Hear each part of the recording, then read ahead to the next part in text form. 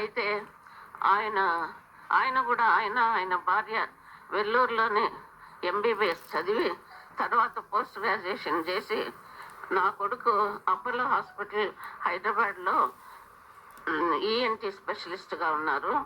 వాళ్ళ భార్య గైనకాలజిస్ట్గా ఉంది.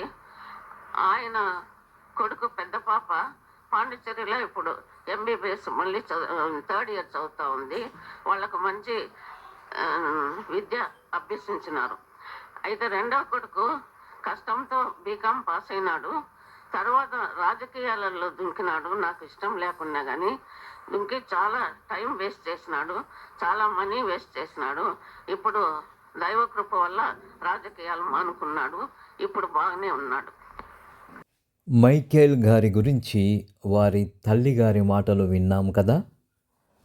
మైకేల్ గారు యవ్వన ప్రాయంలో అనుకోని పరిస్థితులలో ఒక ఫ్యాక్షనిస్టుని ఎదుర్కోవడానికి ఫ్యాక్షనిస్టుగా మారడం, రాజకీయాలలో పాల్గొనడం, ఈ పరంపరలో అనేకసార్లు ప్రత్యర్థుల దాడుల్లో చనిపోవలసిన వ్యక్తి, ప్రభుత్వ పెద్దల ప్రోత్సాహంతో విష ప్రయోగం ద్వారా చనిపోవాల్సిన వ్యక్తి, పోలీసుల చేతిలో బూటకపు ఎన్కౌంటర్లో చనిపోవలసిన వ్యక్తి, దేవుని అమితమైన కృపచేత వారి తల్లిదండ్రుల, సతీమణిగారుల ప్రార్థనల ఫలితంగా మార్పు చెంది నేడు దైవ సేవకుడుగా మన మధ్య కనబడుతూ ఉన్నాడు.